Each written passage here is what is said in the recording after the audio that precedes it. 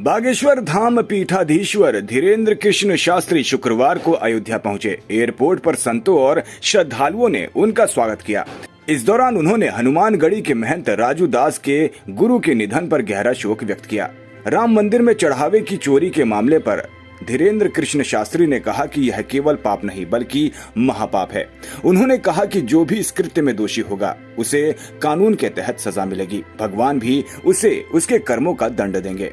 और पूर्व में भी कहा कि ये पाप नहीं महापाप है और भगवान इसका दंड देंगे। लेकिन एक बात हम और कहना चाहेंगे, आज देश की कानून व्यवस्था पर, एसआईटी पर हम सबको पूर्ण भरोसा करना चाहिए।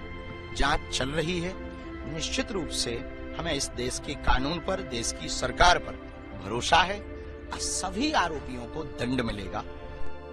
उन्होंने कहा कि उन्हें एसआईटी जांच, देश की कानून व्यवस्था और सरकार पर पूरा भरोसा है। निष्पक्ष जांच होगी और सभी दोषियों के खिलाफ कानूनी कार्रवाई की जाएगी।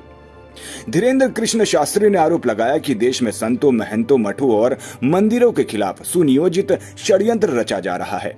उन्होंने कहा कि ऐसे प्रयासों का उद्देश्य लोगों की धार्मिक आस्था और श्रद्धा को कमजोर करना है। इसीलिए समाज को सतर्क रहने की आवश्यकता है। श्रद्धालुओं को किसी भी तरह के भ्रम या दुष्प्रचार में नहीं आना चाहिए। सत्य सामने आएगा और दोषियों को कानून के साथ साथ ईश्वर का भी दंड मिलेगा। वर्तमान का युग कलयुग से ज्यादा छल युग चल रहा है। इस छल युग में सावधान रहना। वर्तमान समय में संतों पर, महंतों पर, मठों पर, मंदिरों पर प्रायोजित तरीके से, सुनियोजित तरीके से श्रद्धा घटाने के लिए एवं इनके ऊपर आस्था गिराने के लिए इस तरह के षड्यंत्र भी चल रहे हैं, जिसमें कुछ कालनेमी लोग भी सक्रिय हो गए। हमें उनसे सावधान रहना होगा, हमें उनसे सजग रहना होगा और हमें भरोसा है कि जिन जिन ने ये पाप किया उनको भगवान भी दंड देगा और एसआईटी और देश का कानून, यहाँ की सरकार दंड देगी और जांच जारी है। धन्यवाद।